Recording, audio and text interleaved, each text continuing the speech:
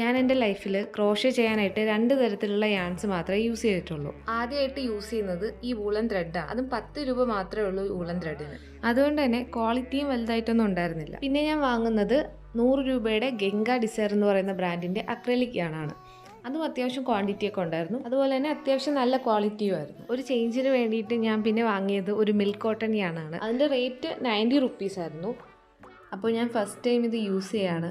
അപ്പോൾ ഒരു heart try ചെയ്ത് നോക്കാമെന്ന് വിചാരിച്ചു. എൻ്റെ കയ്യിൽ 3 സൈസുള്ള ഹുക്കാണുള്ളത്. ഒരു 4.5 mm-ൻ്റെയും 2.5 ആൻഡ് 2 mm-ൻ്റെയും. എനിക്ക് ഈ ആണിൻ്റെ പ്രോപ്പർ റിവ്യൂ പറയാനൊന്നും അറിയില്ല. പക്ഷെ എന്നാലും ഞാൻ യൂസ് ചെയ്തപ്പോൾ തോന്നിയത് ഞാൻ ഷെയർ ചെയ്യാം. ഈ മിൽക്ക് കോട്ടൺ യൂസ് ചെയ്യുമ്പോൾ നമ്മുടെ ഹുക്ക് സ്ലൈഡ് ചെയ്ത് പോകുന്നതായിട്ട് തോന്നാറുണ്ട്. അതായത് നല്ല ഈസി ആയിട്ട് സ്മൂത്ത് ആയിട്ട് നമുക്ക് വർക്ക് ചെയ്യാൻ പറ്റും. പിന്നെ ഒരു കാര്യം ശ്രദ്ധിച്ചത്, ഈ മിൽക്ക് കോട്ടൻ്റെ യാൺസിൻ്റെ ഓരോ സ്റ്റാൻഡ്സും ഇടയ്ക്കിടയ്ക്ക് സ്പ്ലിറ്റ് ആവുന്നത് പോലെ തോന്നിയിട്ടുണ്ടായിരുന്നു. ഓവറോൾ നോക്കിയാൽ വർക്ക് ചെയ്യാൻ നല്ല സ്മൂത്ത് ആയിട്ടുള്ളൊരു യാണാണ് മിൽക്ക് കോട്ടൺ.